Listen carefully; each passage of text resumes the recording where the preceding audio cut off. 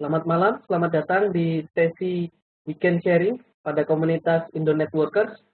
Pada kesempatan malam ini, kita akan membahas mengenai topik IP routing.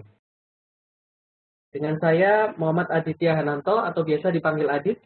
Bagi nanti yang ingin bertanya atau berdiskusi setelah akhir sesi, ya, bisa menghubungi saya, mengkontak di aditya@hananto.net.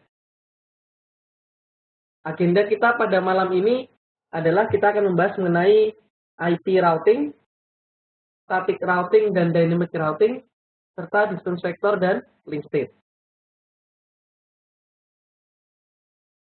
Nah, kalau kita mendengar kata routing, pasti ada hubungannya dengan router.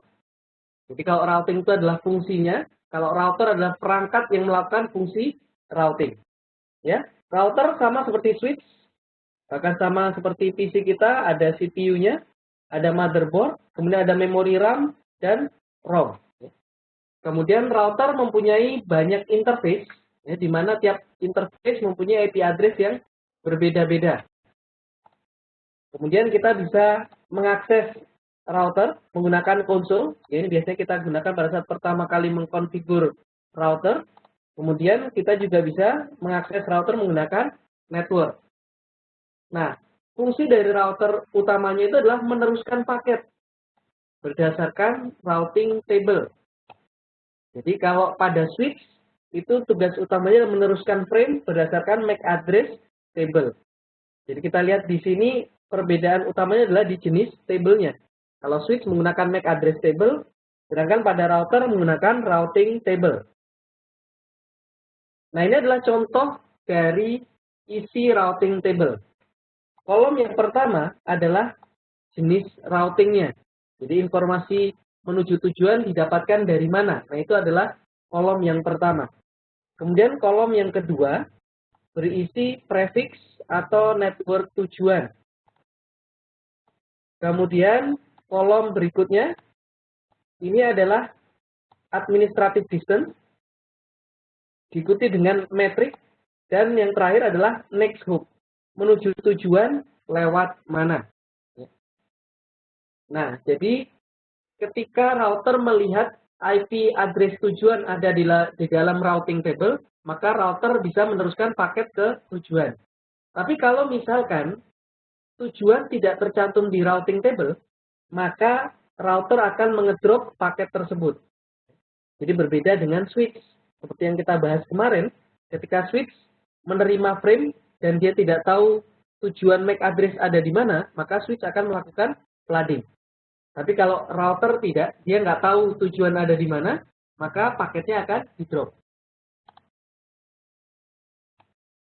Nah, jadi fungsi routing, selain meneruskan paket menuju tujuan, fungsi lainnya adalah menentukan jalur yang digunakan. Jadi misalkan dari network yang kiri ingin menuju ke network yang kanan. Di router yang paling kiri, dia bisa memilih lewat atas atau lewat bawah. Nah, di situ nanti ada beberapa parameter yang digunakan oleh proses routing untuk menentukan jalur terbaik, apakah lewat atas atau lewat bawah. Nanti kita akan bahas parameter tersebut, apa yang digunakan untuk memilih jalur tersebut terbaik. Nah, setiap router by default memiliki paling tidak dua interface, physical ataupun logical. Karena kan tujuannya router itu adalah menghubungkan antar jaringan. Jadi minimal ada dua jaringan yang terhubung ke router tersebut. Ya, contoh di sini kita lihat R2. R2 terhubung ke network 10.1.3 dan 10.1.2. Nah, ketika kita cek routing tabel di R2, maka by default R2 akan mengenali 10.1.2 dan 10.1.3. Jadi otomatis di routing table akan terisi ada 10.1.2 dan 10.1.3 karena dua network tersebut directly connected. Begitu juga dengan router yang kanan ini, saya kasih nama R1. Bagi R1 itu ada beberapa network yang directly connected. Yang pertama adalah network yang di kanan ini, network 10.1.1, kemudian network yang di atas 10.8.3 sama network yang di kiri 10.1.2. Maka by default ada 3 network atau 3 prefix yang muncul di routing table R1.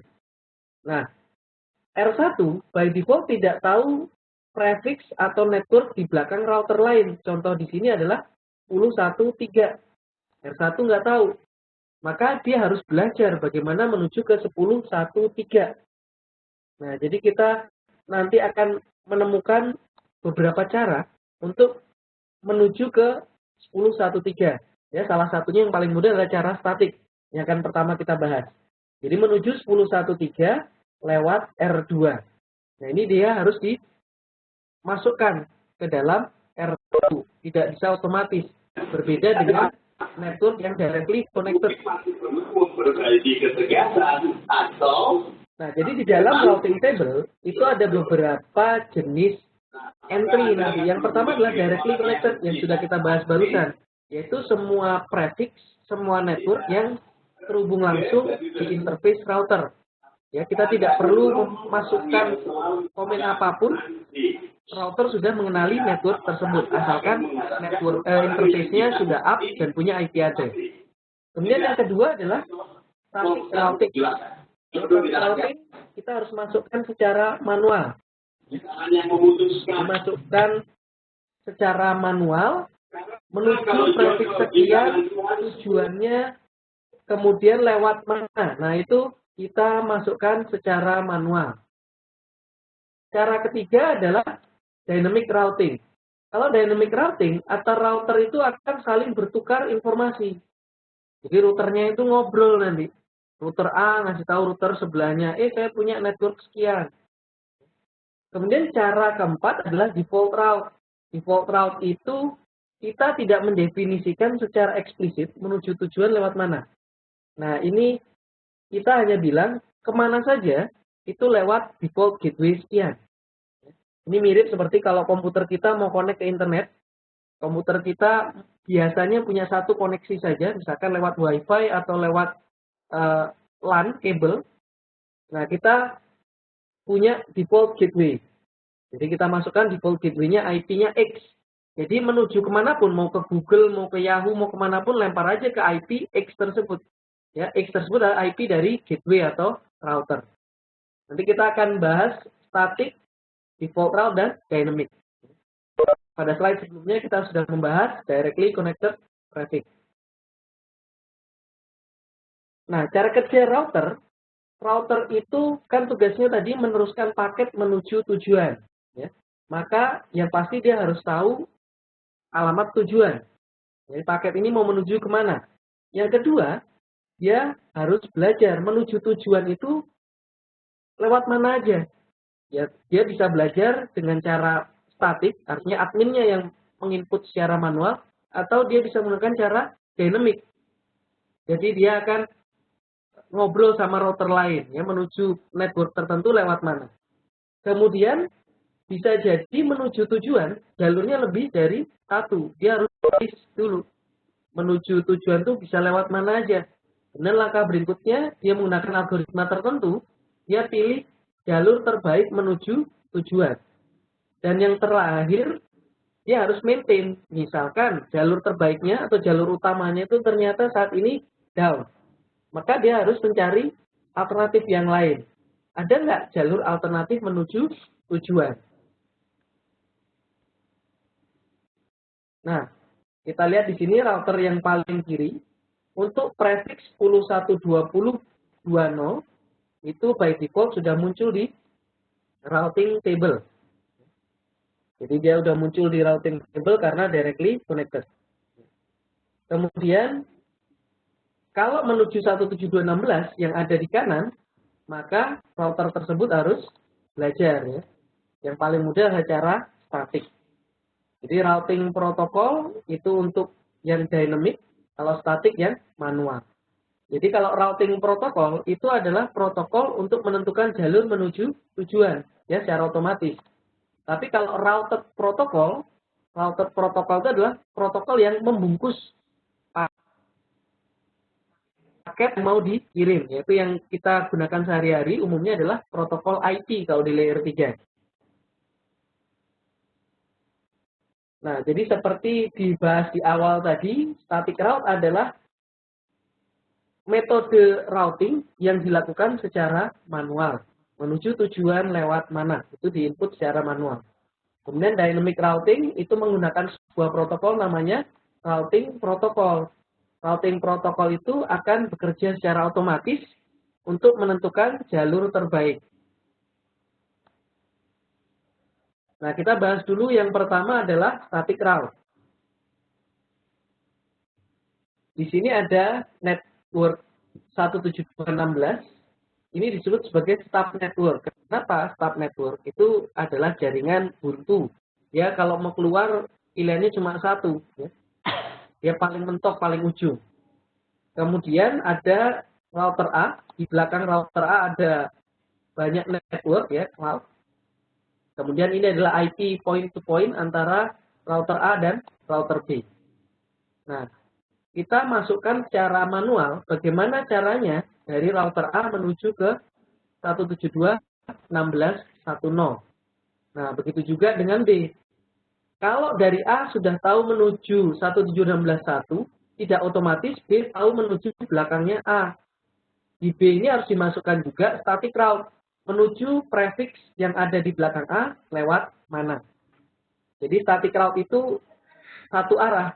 Jadi menuju arah yang satunya lagi, kita harus define static route lagi. Nah, saya ambil contoh, ini adalah sintaks menggunakan router Cisco pada operating system iOS, Internet Network Operating System. Ya, kalau pada router Cisco, kita masuk ke global config, kemudian kita menggunakan command IP route, kemudian network tujuan, subnet masknya, kemudian next hop IP address atau outgoing interface. Oke, kita lihat contohnya seperti ini di router A. IP route menuju 172.16.10 dengan subnet mask ini /24. Next hop-nya adalah 172.16.21, IP-nya B. Jadi cara membacanya adalah kalau router A ingin menuju ke prefix ini yang ada di belakang router B, maka paketnya dilempar ke B 172.16.21. Nah, sekarang kita bisa menggunakan cara kedua. Jadi cara pertama itu menggunakan next hop IP address. Cara kedua itu sama, bedanya adalah di belakang sini. Jadi kalau di belakang sini kita tidak mendefine next hop IP address, tapi kita masukkan outbound interface, ya. Menuju network 172.16.10 itu keluarkan paketnya lewat serial 000. Jadi kita bisa menggunakan cara pertama ataupun cara kedua. Nah, ini baru dari A bisa menuju ke stub network 172.16.10. Tapi dari B ini belum bisa ke network 10. Karena ini static route-nya baru satu arah, dari A ke kanan. Tapi dari B ke kiri belum.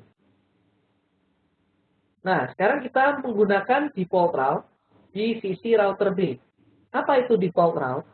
Default route itu adalah menuju prefix atau jaringan yang unknown, yang dia nggak tahu, lempar ke gateway-nya. Kita lihat router B itu punya dua interface, ke kanan dan ke kiri. Jadi B itu hanya tahu network 172.16.10 sama network 172.16.20. Di luar network itu, B tidak tahu harus lewat mana. Nah, kita lihat B ini jalan keluarnya itu cuma satu. Kalau mau ke jaringan lain pasti lewat A. Tidak ada opsi jalur lain. Maka kita bisa mendefine menuju network 0000 dengan subnet mask 0000. Ini bukan jaringan 0, tapi jaringan yang saya nggak tahu, ya. Kalau bagi B di luar 172.16.1 dan 172.16.2. Jadi semua jaringan di luar itu saya akan lempar ke gateway saya yaitu 172.16.22. Siapa itu? Itu adalah router A. Jadi kalau menuju network 10 oleh B akan dilempar ke A. Mau ke 192.168 lempar ke A. Pokoknya ke semua prefix yang dia nggak tahu di routing table-nya akan dilempar ke router A. Nah, jadi biasanya default route ini kita konfigur di start network. Contoh di sini adalah jaringan di router B, jalan keluarnya cuma satu. Nah, kita bisa verifikasi menggunakan command show IP route. Ini contoh di router Cisco. Show IP route, kalau C itu artinya connected. 10110 directly connected ke serial 000. Ini contoh di sebuah router. Kemudian S ini artinya static. Kalau bintang itu artinya default ya, default route.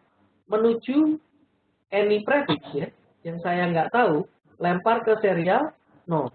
Jadi selain 1011 itu akan dilempar ke serial 0.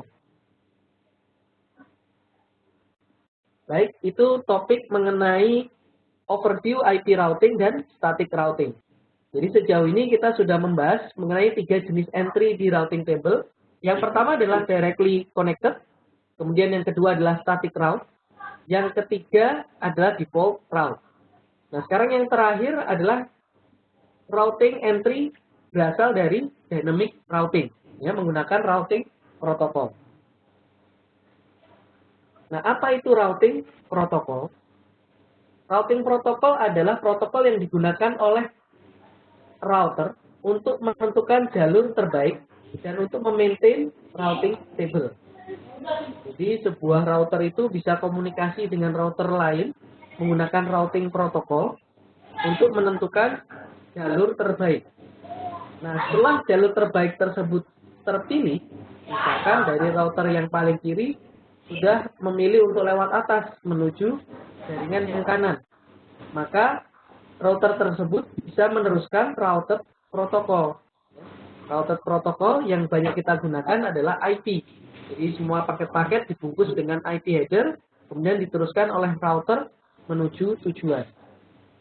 Nah, ini adalah contoh routing table di router paling kiri. Jadi yang connected 10.1.20.20, kemudian dia mendapat informasi menuju prefix 172.16.10 dan 30 melalui routing protokol yang berbeda. Menuju yang 172.16.10 dapat dari RIP, Routing Information Protocol. Kemudian yang 172.16.30 dapat informasi dari Routing Protocol EIGRP. Nah, nanti kita akan bahas lebih detail. Mungkin untuk RIP EIGRP, kita akan bahas lebih detail di sesi sharing berikutnya.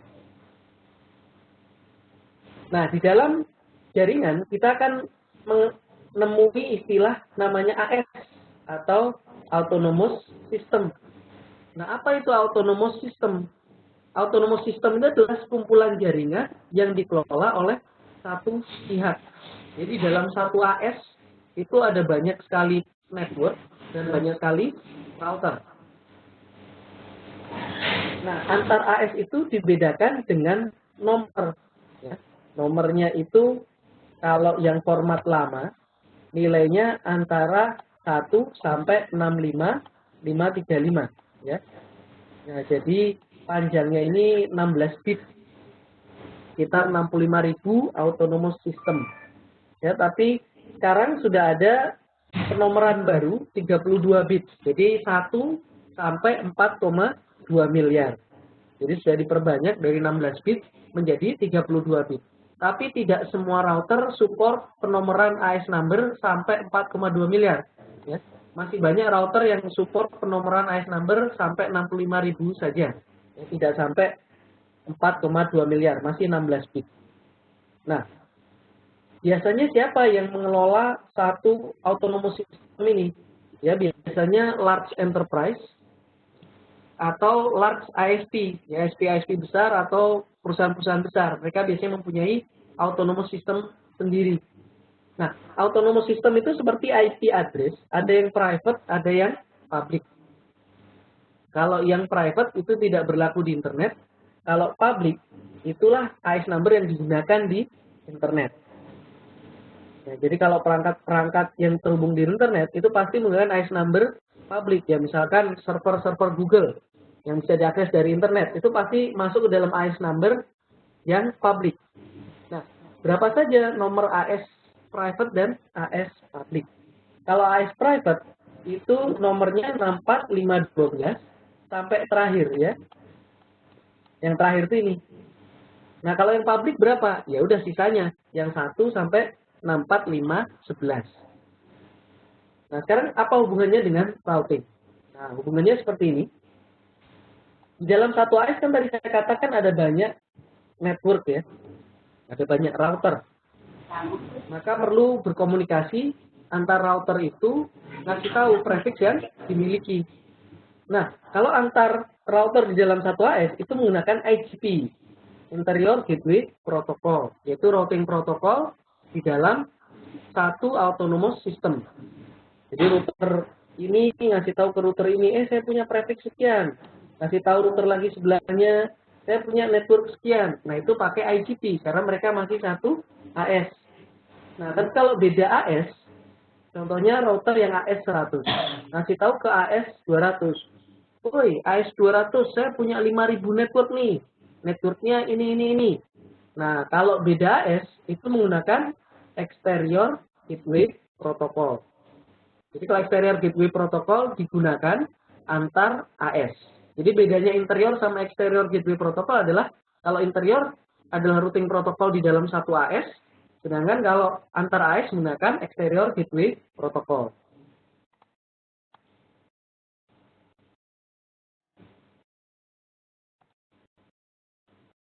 Berikutnya kita lihat kelas pada routing protokol. Yang pertama ada distance vector, yang kedua ada link state, dan yang ketiga ada hybrid routing. Nah, masing-masing ini mempunyai karakteristik yang berbeda-beda. Nah, di sini kita akan bahas karakteristik dari distance vector, link state, dan hybrid. Kalau untuk distance vector, ini contohnya adalah protokol RIP, Routing Information Protocol. Kemudian untuk link state, contohnya adalah OSPF. Kemudian untuk hybrid, itu contohnya adalah EIGRP. EIGRP ini adalah routing protokol proprietary Cisco. Ya, jadi by default tidak ada di router vendor lain. Tapi EIGRP ini mulai dibuat open. Jadi mungkin ke depannya bisa jadi ada merek non-Cisco menggunakan routing protokol EIGRP. Oke. Nah, tadi di awal disebutkan routing protokol itu bertugas untuk menentukan jalur terbaik menuju tujuan. Nah, jalur terbaik menuju tujuan, parameter pertamanya adalah dicari administrative distance yang terkecil. Apa itu administrative distance? Administrative distance adalah ranking. Ya, setiap tipe routing itu ada rankingnya. Kalau namanya ranking itu dicari yang paling kecil. Ya, semakin kecil itu semakin bagus. Contoh di sini, ini tujuannya mau ke E, kita dari router A. Router A ini menggunakan dua routing protokol, RIP sama EIGRP. Nah, kemudian dia dapat informasi dari C menggunakan RIP. C bilang, A, kalau menuju E bisa lewat saya. Kemudian dia dapat informasi dari B menggunakan protokol EIGRP. B mengatakan bahwa dia juga bisa menuju jaringan E. Nah, A ini harus menentukan ini yang paling bagus lewat mana nih? Lewat B atau lewat C. Maka yang dibandingkan adalah administrative distance. By default, EIGRP itu administrative distance-nya 90, kalau RIP 120. Maka A akan memilih lewat B. Jadi dia akan memilih lewat B karena administrative distance-nya lebih kecil. Jadi walaupun setiap routing protokol mempunyai administrative distance default, kita boleh mengubahnya. Jadi nanti pada skenario tertentu, kita harus mengubah administrative distance. Tapi by default, kita nggak perlu utak-atik administrative distance-nya. Itu hanya pada untuk skenario tertentu. Nah, ini adalah contoh pemilihan pertama. memilih jalur terbaik itu dicari yang administratif distance-nya terkecil. Nah, sekarang bagaimana kalau misalkan administratif distance-nya sama? Ya, misalkan ini saya bukan pakai RIP, tapi saya pakai EIGRP juga. Jadi, dapat informasi dari C, dapatnya EIGRP, dari B juga EIGRP. Jadi, dari dua tetangga pakai protokol yang sama, maka administratif distance-nya sama-sama 90. Karena administratif distance-nya sama, maka yang dicari berikutnya adalah metrik. Jadi yang pertama itu dicek administratif distance, cari yang terkecil. Kalau sama, maka yang dicari adalah metrik yang terkecil atau lowest metrik. Nah, tiap routing protokol itu mempunyai cara menghitung metrik yang berbeda-beda. Nah, tapi saya belum bahas detail mengenai cara menghitung cost untuk tiap routing protokol. Saya sederhanakan saja, misalkan link ini metriknya 10, di sini 10, di sini 10. Ya. Jadi kalau lewat B, metriknya 30. Kemudian kalau lewat C, misalkan ini metriknya 15, 20. Jadi kalau lewat C, metriknya 15 tambah 20 tambah 10. 45. Jadi metriknya 45. Kalau lewat B, metriknya 30. Jadi administratif distance-nya sama, tapi kalau lewat B, metriknya lebih kecil, maka A itu akan pilih lewat B. Nah, ini parameter yang kedua untuk menentukan jalur terbaik. Jadi kalau administratif distance-nya sama, maka yang dibandingkan berikutnya adalah cari metrik yang terkecil. Cara menghitung metrik antar routing protokol tidak sama. Nah, misalkan sekarang saya menggunakan RIP saja di jaringan ini. Jadi administratif distance-nya sama, 120. Jadi lewat B, lewat C, administratif distance-nya sama, 120. Maka berikutnya yang dibandingkan adalah metrik. Ya. Jadi administratif distance berikutnya dibandingkan adalah metrik. Pada RIP, ini adalah routing protokol yang paling sederhana dalam menghitung metrik. Gimana caranya? Caranya adalah berapa jumlah hop menuju tujuan. Ya, hop count. Hop itu artinya router. Ya. Berapa router menuju tujuan. Jadi kalau lewat B, lewat 1, 2, sampai. Jadi metriknya 2. Karena melalui 2 router. Kalau lewat C, 1, 2, nyampe. Ya. Metriknya juga 2. Nah, administratif distance-nya sama, 120. Kemudian metriknya juga sama, 2. Maka, apa yang dilakukan? Dilakukan adalah load balancing. Jadi, dua-duanya dipakai. Jadi, ketika A mengirim beberapa paket menuju E, maka sebagian akan dilewatkan B, sebagian lagi dilewatkan C. Jadi, itulah yang disebut dengan load balancing. Kapan dilakukan load balancing? Kalau administratif distance dan metriknya sama-sama terkecil.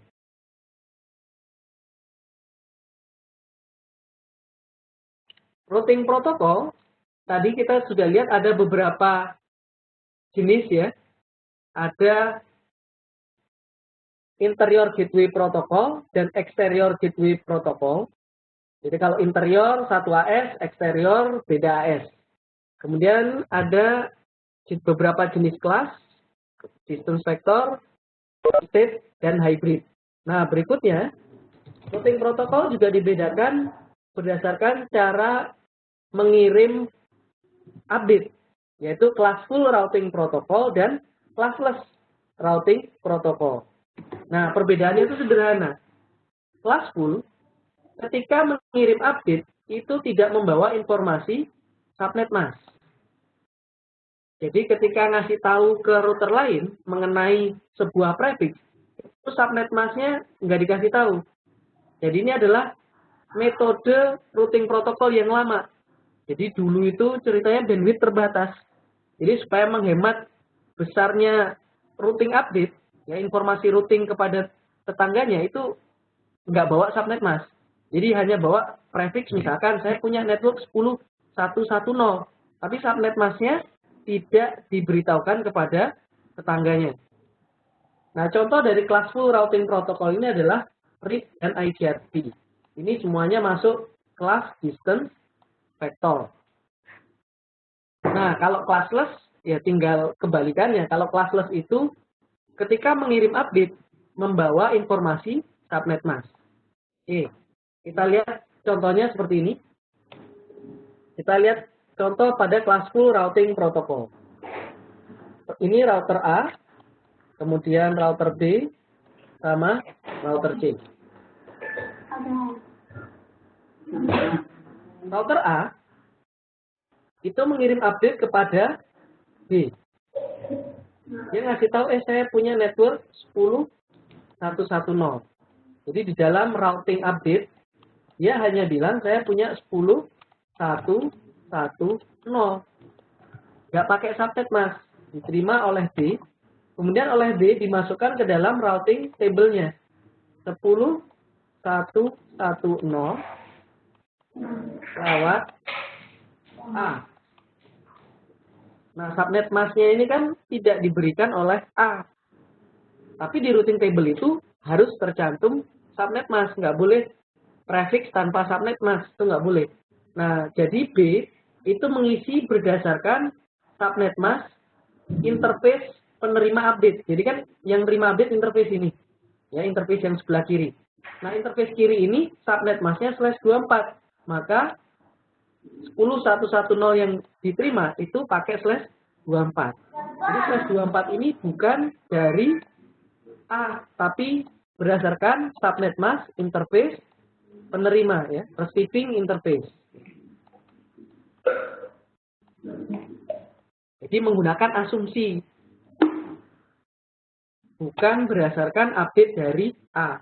Jadi hal ini bisa saja salah. Misalkan ternyata di sini, misalkan ini /30 di sini. 10.110 itu ternyata /30. Ya, dikirim kepada B, hanya mengatakan 10.110. Nah, interface penerima itu /24, maka di router B yang dicatat adalah /24, bukan /30. Karena B nggak tahu itu subnet mask-nya berapa. Dia hanya mengasumsikan sama dengan subnet mask-nya interface penerima.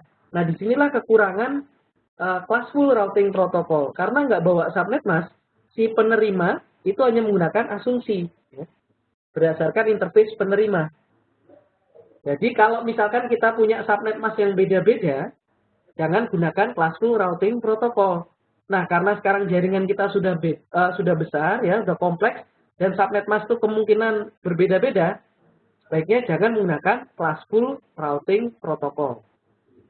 Jadi ini adalah legacy, ya, routing protocol legacy, yang bisa dikatakan sudah jarang dipakai. Nah, kalau classless routing protocol, di dalam update-nya membawa informasi subnet mask. Jadi kebalikannya di situ aja. Classful nggak bawa subnet mask.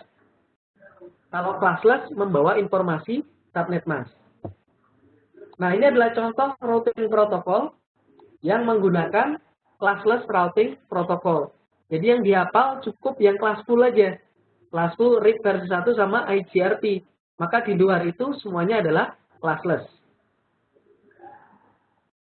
Nah, jadi ketika router A kirim update ke router B, ya, maka di dalam routing update-nya itu informasinya lengkap.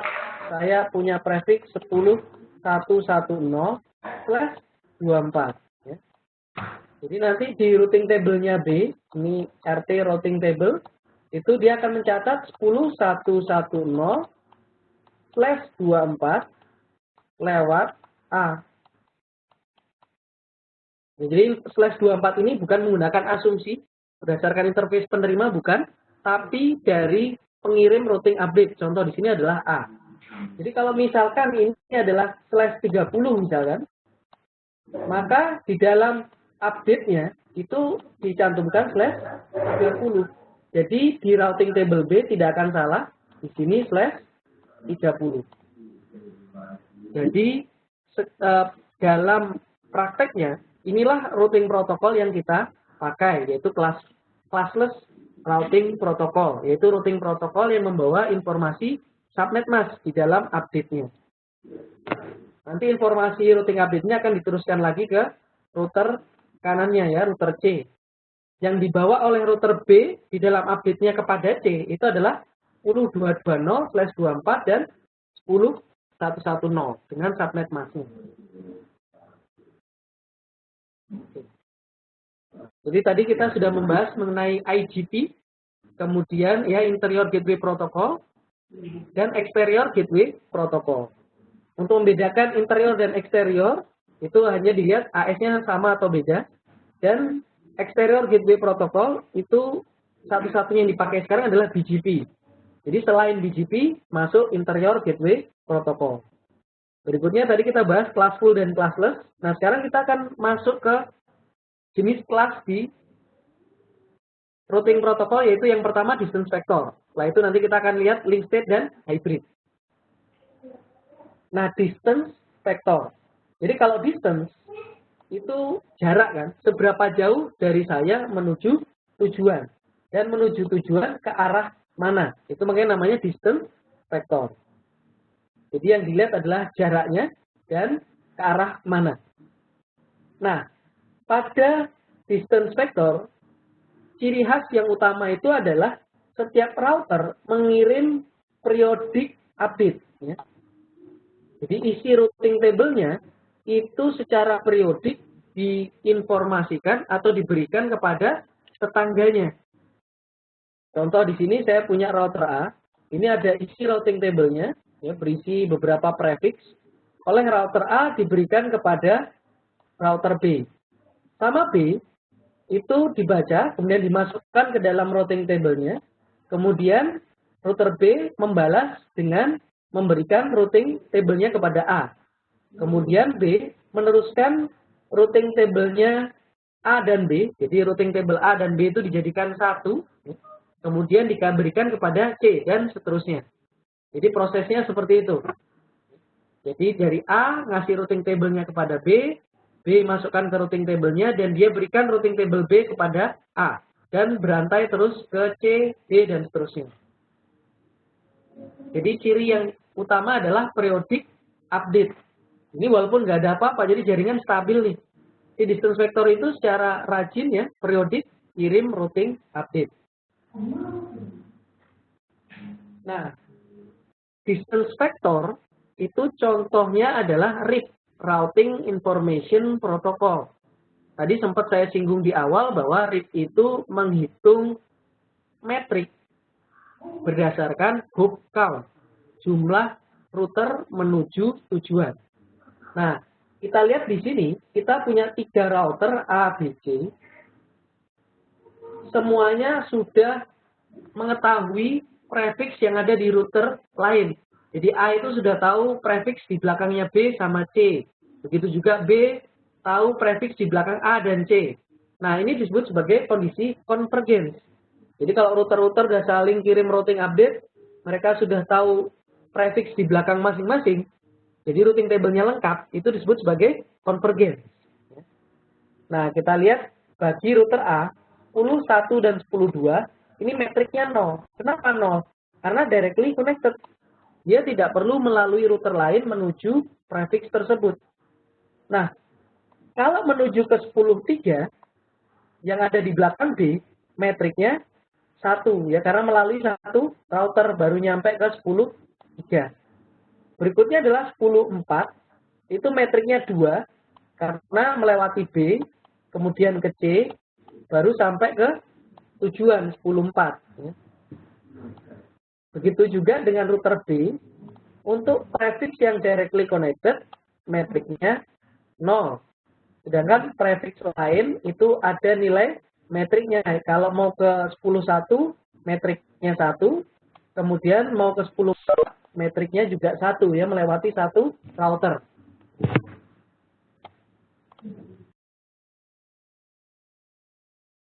Nah, sekarang kita akan melihat sebuah kasus ketika sebuah prefix down. Ya. Nah, ini dalam kondisi convergence saat ini kondisi jaringan stabil, tidak ada yang down. Nah, suatu saat prefix 10.4 itu down. Nah, tadi dikatakan bahwa pada distance vector itu setiap router akan mengirimkan periodic update. Jadi ketika 10.4 ini down, router B itu kirim update. Kebetulan jatahnya dia kirim update nih. Ya kalau RIP itu kirim update setiap 30 detik sekali. Ini jaraknya termasuk pendek ya. Jadi 30 detik sekali dia kirim routing update. Walaupun kita bisa tuning, kita bisa ganti waktu untuk periodic update-nya. Tapi kita bicara default yaitu 30 detik. Nah ketika 10.4 ini down, si router C itu yang pertama kali tahu ya karena directly connected. Maka dia update 10.4 lewat Ethernet 0 statusnya down. Nah kemudian router B bilang kepada A dan C, menuju 10.4 ya. Metriknya kalau lewat saya, metriknya 2. Nah, jadi kalau pada RIP, ketika kita kirim update ke tetangga, metriknya itu ditambahkan 1. Jadi kalau bagi B, metriknya 1, maka ketika dia update ke tetangganya, metriknya jadi 2. Nanti dioper lagi metrik jadi 3 dan seterusnya. Karena kan yang dihitung jumlah hop count. Jadi B bilang kepada A, menuju 10.4, metriknya 2. Nah, ini dicatat oleh A. Nah, yang sampai kepada C, itu juga sama. Menuju 10.4, metriknya 2. Nah, C ini kan sekarang down. Dan dia terima update dari B, metriknya 2. 2 itu lebih bagus daripada down. Jadi kalau pada routing protokol kan dicari metrik yang terkecil. 2 itu lebih kecil dibandingkan down. Maka router C ngupdate routing table-nya. Menuju 10.4 itu ternyata bisa lewat serial 0, yaitu lewat B, dengan metrik 2. Jadi C itu belum sempat ngupdate ke B, mengatakan down, dia udah terima update dari B, mengatakan menuju 10.4 bisa lewat B, dengan metrik 2. Nah, ini mulai timbul problem. Inconsistent routing entry, problemnya apa? Seperti ini. Misalkan di router A, dia terima paket menuju 10.4.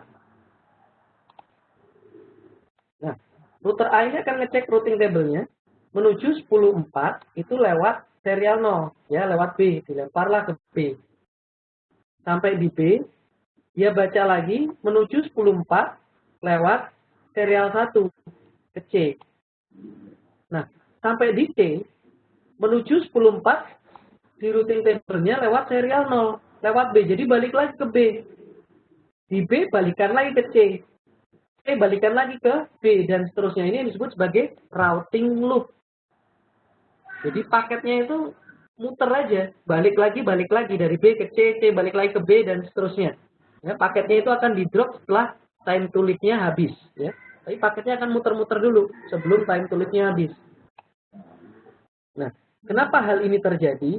Nah, ini asal mulanya adalah karena ketika ada prefix yang down, itu kan punyanya C aslinya. 10.4 tersebut asalnya dari C. Ternyata router B itu mengirim informasi tentang 10.4 kepada C. Padahal asalnya itu 10.4 itu asalnya dari C. Tapi router B memberikan informasi tersebut kembali kepada C. Karena asalnya dari C, sama B kirim update juga kepada C tentang 10.4. Jadi untuk mencegah routing loop, kita mempunyai rule namanya split horizon. Jadi ini yang paket looping tadi seperti saya gambarkan karena kesalahan entry di router C. Router C terima update dari B tentang 10.4. Itu masalah utamanya. Makanya solusinya adalah menggunakan split horizon. Apa itu split horizon? Tidak boleh mengembalikan informasi kepada pemberi informasi. 10.4 itu ada di kanan. Arahnya datang dari kanan ke kiri, informasi 10.4 itu. Maka kita tidak boleh mengembalikan informasi 10.4 ke arah asalnya, ke arah kanan. Jadi saya analogikan seperti ini. Misalkan di awal saya memberikan informasi bahwa nanti tanggal 7 Juni ada sesi mengenai IP routing, ya, linknya ada di sini, di Webex. Nah, informasi itu nggak perlu dikembalikan ke saya, karena asalnya kan dari saya. Ya, jadi split horizon itu kalau memberikan informasi nggak boleh dibalikin ke arah pengirim. Itu intinya. Nah, kalau split horizon sudah berfungsi, maka tidak akan terjadi routing loop. Misalkan seperti ini. Ini 10.4 mati, down. Maka router C bisa mengupdate 10.4 ini sekarang down. Nah, B ini kan tidak akan pernah memberikan informasi 10.4 kepada C. Jadi C bisa ngasih kepada B, 10.4 sekarang kondisinya down. Maka di B itu akan diupdate 10.4 down. Nanti B ngasih kepada A 10.4 juga down. Maka tidak akan terjadi looping. Jadi ini adalah rule atau fitur utama untuk mencegah looping di distance vector, yaitu split horizon. Jadi kalau ditanya apa itu split horizon, rule tidak boleh mengembalikan routing update ke arah pemberi. Itu intinya. Oke. Sekarang kita lihat ini sudah jalan split horizonnya. Jadi begitu 10.4 mati, maka C akan memberikan routing update dengan metrik infinity. Artinya metrik yang paling besar. Makin besar metrik kan jelek ya. Nah itu artinya down. Kalau di RIP, kalau saya contohkan RIP, metrik down itu sama dengan 16. Jadi RIP itu metriknya hanya boleh antara 0 sampai 15. Jadi kalau 16 itu artinya network tersebut down. Kemudian B ngasih tahu kepada A bahwa metriknya 16 alias down. Nah itu disebut sebagai route poisoning. Jadi apa itu route poisoning? Mengirim update dengan metrik infinity alias down. Kemudian router yang menerima route poisoning, dia membalas dengan poison reverse. Jadi poison reverse itu fungsinya seperti ACK atau acknowledgement, ya, ngasih tahu bahwa oke, metriknya memang down infinity. Saya sudah menerima update tersebut bahwa metrik prefix 4 down. Jadi kalau route poisoning itu asalnya dari pengirimnya, yaitu C kalau dicontoh di sini.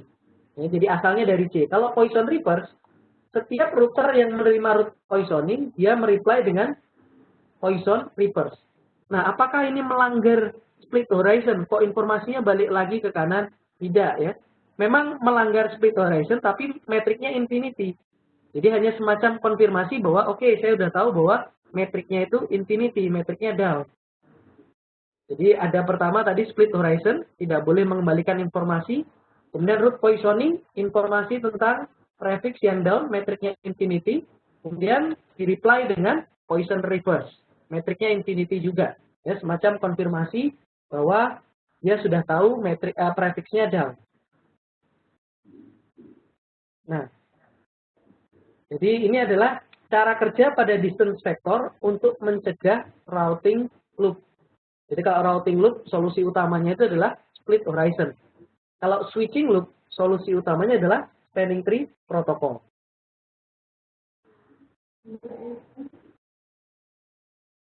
Nah, di sini ada istilah hold down timer. Jadi routing protokol itu mempunyai hold down timer. Jadi ketika dia kirim update kepada neighbornya, maka sebuah router itu akan menginputkan bahwa statusnya possibly down. Jadi masuk ke dalam hold down timer. Nah, ketika router B menerima update lagi bahwa prefix ini sudah nyala, prefixnya ini udah up. Oleh router B, prefix tersebut statusnya tidak langsung diganti jadi up atau aktif, bukan. Tapi tetap possibly down. Kenapa? Karena khawatirnya ini masih belum stabil. Jadi terima update up, nanti down lagi. Nah, jadi ada waktu toleransi. Jadi hold on timer ini beda-beda. Ya, contohnya kalau pada RIP itu sekitar 180 detik atau 3 menit. Jadi selama 3 menit itu statusnya possibly down. Kemudian nanti kalau setelah 3 menit masih up, jadi udah terima update bahwa itu up. Nah, itu baru diganti statusnya menjadi up. Nah, ketika prefix sudah up, maka dilakukan trigger update. Jadi walaupun distance vector itu sifat defaultnya kan periodik ya. Jadi dia kirim secara periodik update. Nah, tapi distance vector itu juga ada triggernya. Jadi kalau ada perubahan topologi, ya, jadi misalkan ada network yang down atau network yang up, maka informasi update itu dikirim saat itu juga. Jadi tunggu 30 detik berikutnya enggak, tapi langsung dikirim saat itu juga. Oke, sekarang kita review lagi tentang split horizon, hold on timer, route poisoning, dan poison reverse. Nah, kita lihat router B ini punya prefix 10.4. Kalau dalam kondisi convergence, maka router E yang paling kiri itu tahu tentang 10.4. Dan dalam kondisi normal itu berlaku split horizon. Dari kiri tidak boleh update ke kanan tentang 10.4. Karena 10.4 itu asalnya dari kanan. Nah, suatu saat 10.4 ini down. Maka B akan mengirim route poisoning kepada A dan D. Kemudian A dan D akan meneruskan route poisoning kepada E. Jadi route poisoning itu berisi metrik infinite alias down tentang 10.4.00. Kemudian yang menerima route poisoning akan menghitung hold on timer. Router E ketika terima route poisoning akan menghitung hold on timer. Ya, kalau pada RIP kurang lebih 3 menit. Nah, di dalam routing table itu statusnya possibly down. 10.4.00 possibly down. Ketika ada paket menuju 10.4 oleh router E, ini hold on timernya belum habis. Ya, kalau misalkan hold on timernya 3 menit habis dan prefix tersebut masih down, maka akan dihapus dari routing table. Tapi ini masih dalam waktu toleransi hold on timer 3 menit. Nah, ketika E lihat di routing table-nya 10.4 possibly down. Nah, tapi tetap diteruskan karena di routing table-nya masih ada. Diteruskan kepada router A. Kemudian router A teruskan ke B, ternyata prefix ini masih mati 10.4. Maka paketnya di drop. Karena memang masih belum up. Nah, ketika 10.4 itu up, maka B secara trigger update. Jadi saat itu juga sesegera mungkin menginformasikan kepada A sama D bahwa 10.4 sudah up. Jadi tidak perlu menunggu hold on timer habis atau menunggu periodik update-nya. Baik, ini cara kerja pada distance vector, yaitu melakukan periodik update dan menggunakan split horizon untuk mencegah routing loop. Berikutnya kita akan membahas mengenai link state routing protocol. Link state routing protocol itu mempunyai beberapa table, beda dengan distance vector. Kalau distance vector itu hanya punya routing table saja. Tapi kalau link state itu dia mempunyai neighbor table. Dan neighbor table itu berisi tetangganya yang sama-sama pakai link state. Link state routing protocol yang paling populer itu adalah OSPF, ya, Open Shortest Path First. Jadi C ini pertama kali akan kenalan dulu dengan B sama D yang sama-sama pakai OSPF atau Link State Routing Protocol. Kemudian dicatat di neighbor table. Kemudian antara C, A, B, dan D mereka akan saling bertukar routing update. Kalau pada Link State nama routing update-nya adalah LSA, Link State Advertisement. Jadi Link State Advertisement ini berisi prefix di tiap router. Jadi tiap router ngasih tahu tentang prefixnya atau networknya kepada router tetangganya. Nah, nanti setiap router itu ketika menerima update akan dimasukkan ke dalam topologi database atau topologi table. Kemudian topologi table tersebut diolah menjadi SPF tree. Jadi kalau misalkan kita sebagai router C, kita akan pasang router C paling atas. Kemudian router C itu connect kemana? Misalkan ke B sama D. Kemudian B sama D itu connect ke A.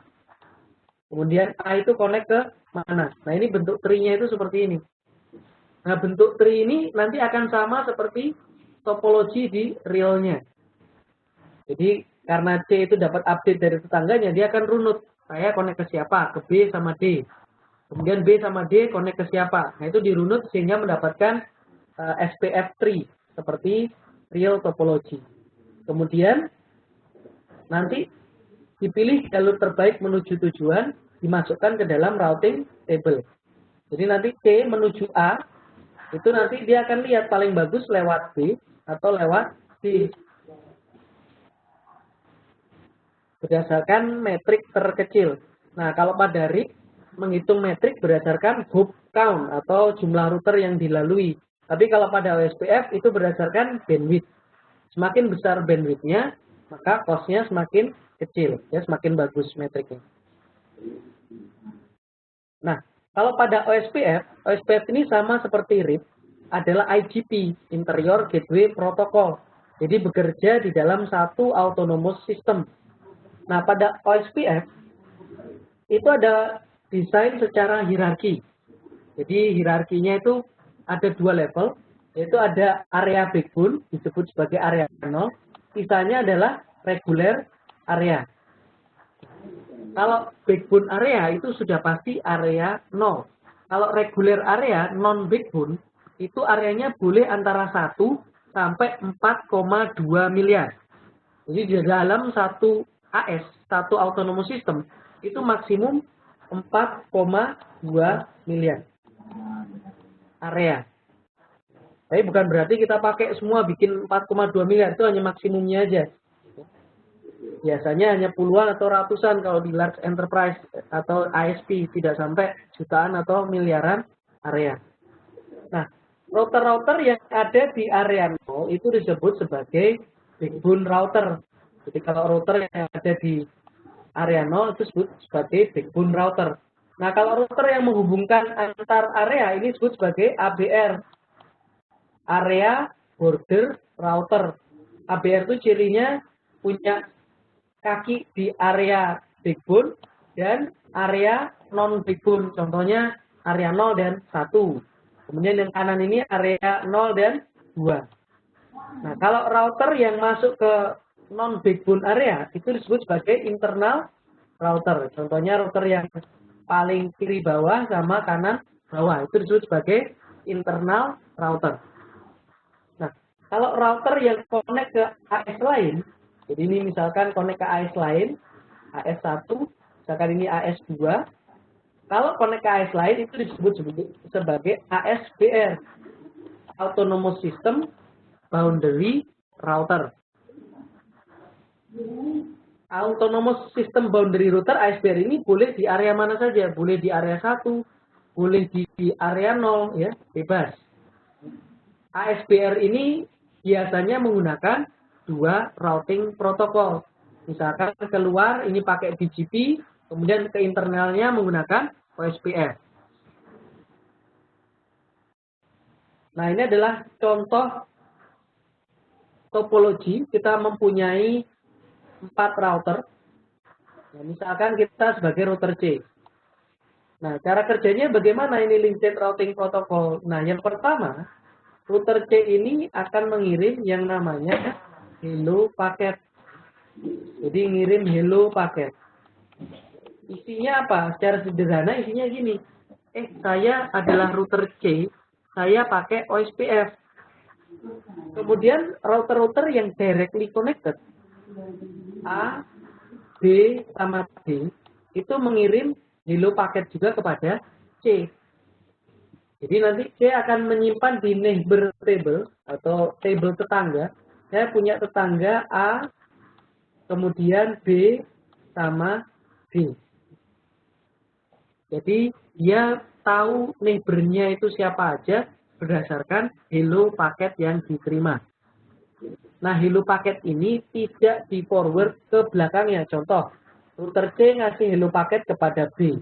Nah, hello paket dari C itu tidak di forward ke router lain, enggak. Jadi hello paket itu hanya untuk router sebelahnya, ya, yang directly connected.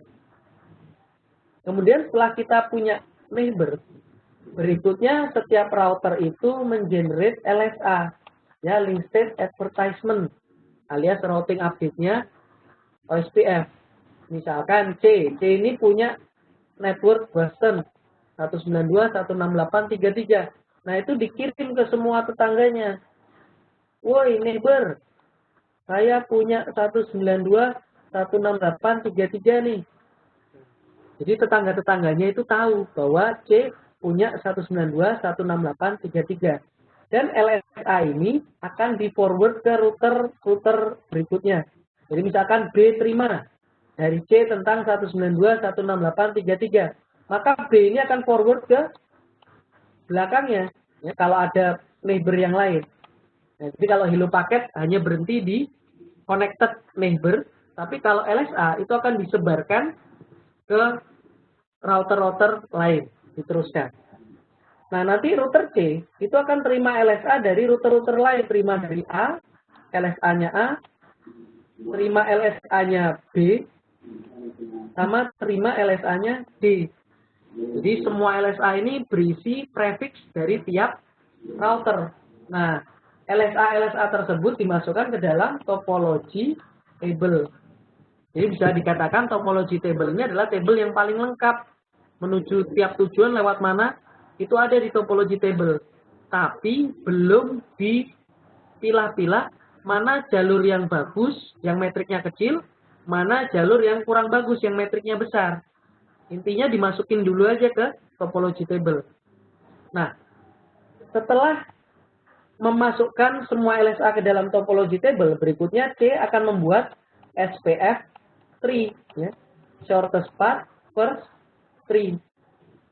Shortest path first tree itu kalau kita sebagai router C, maka C paling atas.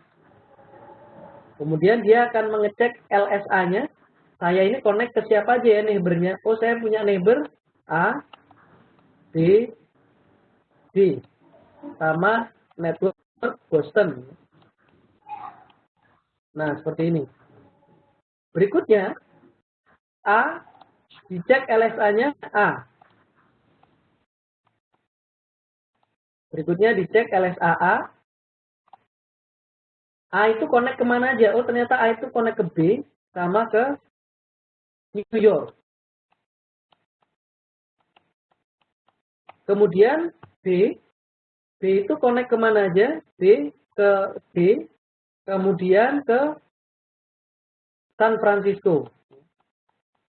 Nah, terakhir dicek LSA-nya D yang diterima oleh C. LSA-nya D mengatakan bahwa D itu connect ke B, connect ke C, dan connect ke Los Angeles.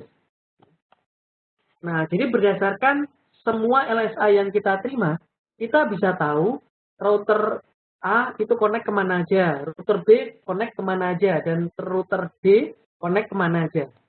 Nah, makanya router C bisa membentuk SPF tree seperti ini. Karena dia menerima LSA dari semua router. Nah, berikutnya, ini akan mengisi routing table. Menuju New York, itu paling bagus lewat mana ya? Nah, ini berdasarkan metrik terkecil. Nah, di dalam LSA itu ada informasi mengenai cost atau metrik. Kalau pada OSPF dihitungnya berdasarkan bandwidth. Untuk lebih detail masalah perhitungan metrik nanti di sesi sharing mengenai OSPF. Jadi kita lihat di sini saja cost-nya 1 untuk tiap link. Di sini cost-nya 1. Nah, menuju New York, kalau lewat A, 1 tambah 1. Metriknya 2. Kalau lewat B, 1, 1, 1. Metriknya 3. Kalau lewat D, 1, tambah 1, tambah 1, tambah 1, 4 metriknya. Maka paling pendek adalah lewat A. Metriknya 2. Jadi mengisi routing table itu berdasarkan SPF tree. Berikutnya adalah menuju San Francisco.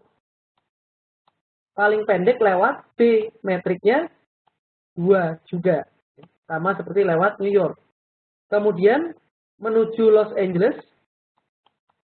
Metriknya paling pendek lewat D, yaitu metriknya 2. Jadi ini adalah kondisi convergence. Router C sudah tahu menggunakan hello paket. Kemudian router C sudah menerima LSA dari setiap router. Kemudian dari LSA tersebut dimasukkan ke dalam topology table. Di topology table diolah menjadi SPF tree. Jadi bentuk SPF tree itu seharusnya akan sama dengan real topology. Router C tahu siapa connect ke siapa. Kemudian dari SPF tree tersebut dihitunglah metrik atau cost terkecil menuju tujuan. Itulah yang dimasukkan ke dalam routing table. Nah, ketika ada perubahan topologi, ya misalkan ada link yang putus, ya misalkan link antara A sama C ini putus, maka nanti topology table akan diupdate, ya, link antara A dan C putus, kemudian SPF tree juga diupdate, ya, tidak ada lagi koneksi antara A dan C, kemudian routing table juga akan diupdate, menuju New York, itu nggak bisa lewat A lagi, ya menuju New York akan lewat B, dengan metriknya 3. Nah, ini adalah cara kerja link state routing protocol.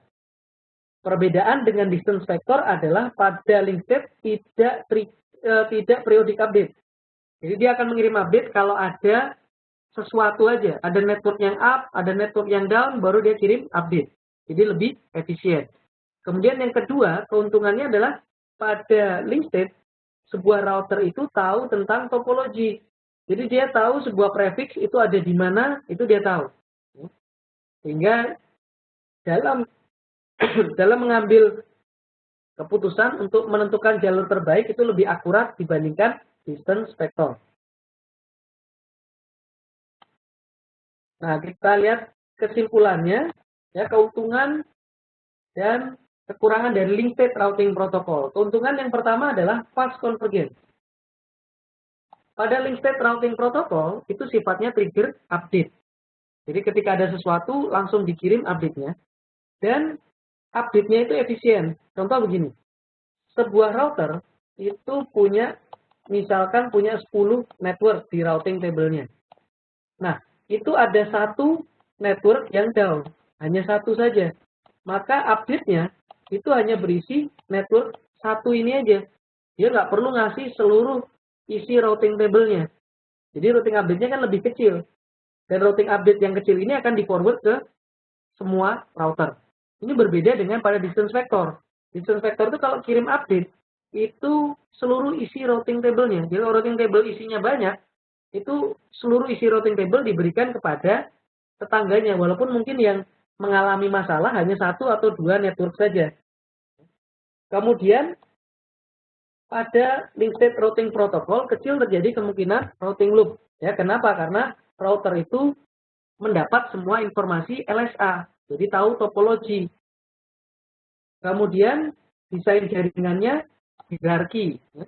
Jadi desain jaringannya hierarki ada area-area. Nah, itu ada beberapa keuntungan.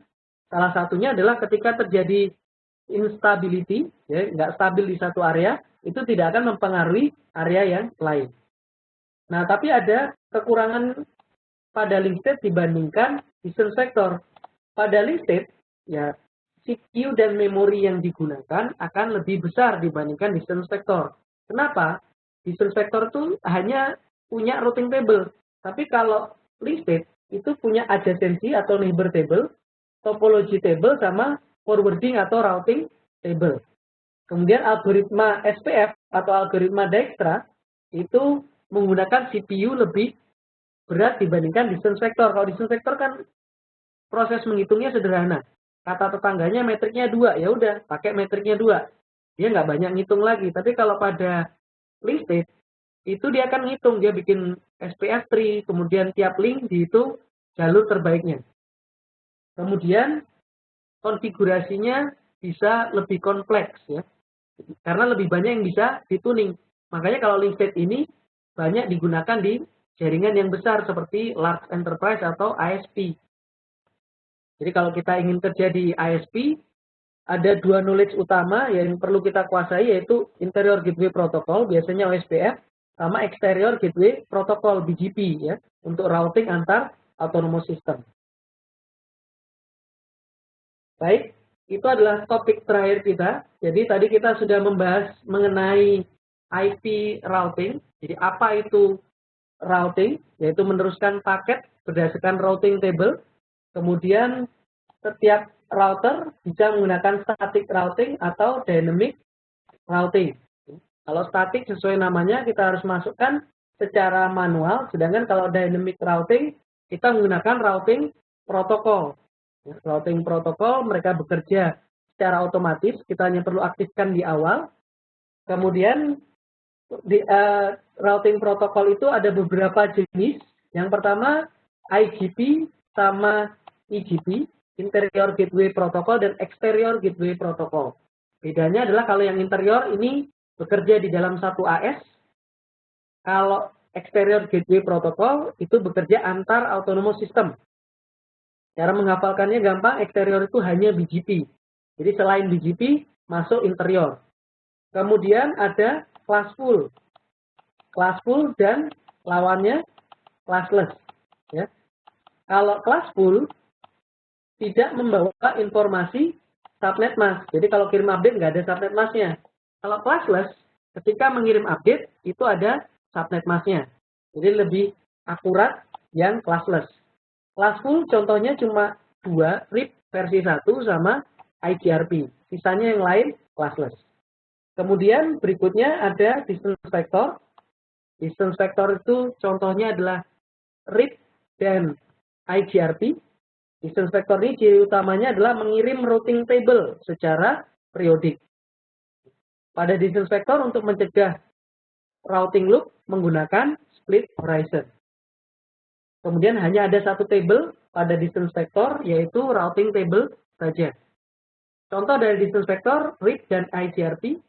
Kemudian berikutnya adalah link state routing protocol. Contohnya adalah OSPF dan ISIS. Pada link state routing protocol, sifatnya adalah trigger update, bukan periodik. Jadi ngirim update kalau ada sesuatu saja. Kemudian link state itu mempunyai 3 table, ada neighbor table, topology table, dan routing table. Nah, yang terakhir adalah hybrid. Nah, kalau hybrid ini gabungan antara distance vector dan link state. Jadi dia tidak menggunakan algoritma seperti link state, jadi tidak menggunakan algoritma SPF atau Dijkstra. Jadi aslinya dia adalah distance vector, tapi dia mempunyai 3 table. 3 table seperti OSPF, kemudian dia sifatnya trigger update, seperti OSPF. Hybrid ini contohnya adalah proprietary-nya Cisco di IGRP.